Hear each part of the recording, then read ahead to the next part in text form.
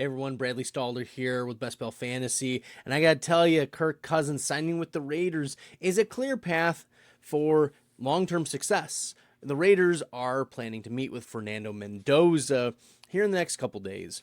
Signing Kirk Cousins creates a clear pathway of a veteran presence quarterback, and Kirk Cousins gets guaranteed money. There's a win-win situation here where Cousins can start right away. There is no pressure on Fernando Mendoza. He's not going to get a lot of reps. He's going to learn under one of the veteran quarterbacks. Maybe Kirk Cousins will also teach Mendoza how to get all of the guaranteed money. That would be a wise business decision. But this does create a little bit of a head scratch of whether you should invest in Fernando Mendoza into the best ball streets in the way that he was being drafted before. I thought, and this is just my take, that Fernando Mendoza would be the starter day one. It doesn't seem like Clint Kubiak wants to do that, and instead, probably talking a lot with Tom Brady, what makes a successful quarterback and a succession plan, it's time to sit. We think about Green Bay Packers, of course, with their succession of Brett Favre to Aaron Rodgers to Jordan Love. Those players, Love and Rodgers, sat for some time before success. But you've also seen, on the flip side, teams rush out their quarterbacks right away, their rookie season, and not seeing the type of success, because then you're essentially wasting a full year and even two of bad team making adjustments.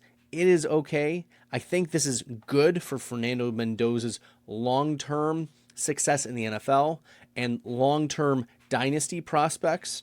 I think this is bad news for Fernando Mendoza in terms of redraft leagues or your best ball leagues.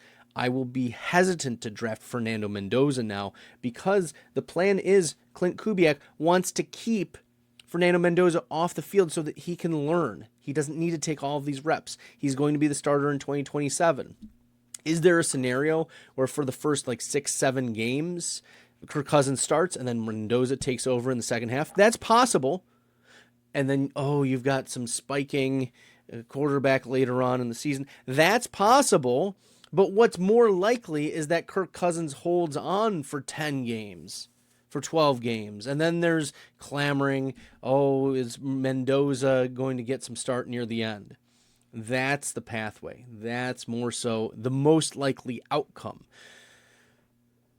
So if I'm approaching Mendoza, I think this is really good for his dynasty. I think this is good for his NFL longevity. I don't think this impacts Mendoza positively for the first 4 games, first 6 games, first 8 games. Now, the upside to this is Mendoza really is not being drafted to be a starter in your best ball leagues. He's being drafted outside the top 20 of quarterbacks. So you're really not going to right now feel the hurt. But in your dynasty leagues, you were hoping that Mendoza would be a day one starter.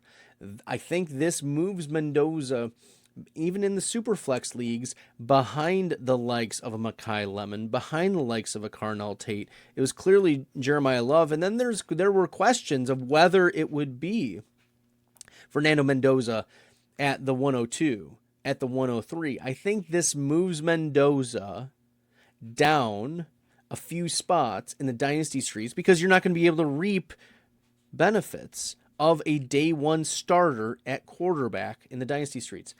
Is it going to move the needle for him long term and his dynasty overall value if you're doing the trade calculators, whatnot? No, I don't think it moves the needle very much. But what it does do is it makes Mendoza more accessible to your 105 picks, your 106 picks, even in the superflex leagues. So my name is Bradley Stalder, and that's my take on the Fernando Mendoza impact on Kirk Cousins signing with the Raiders in 2026.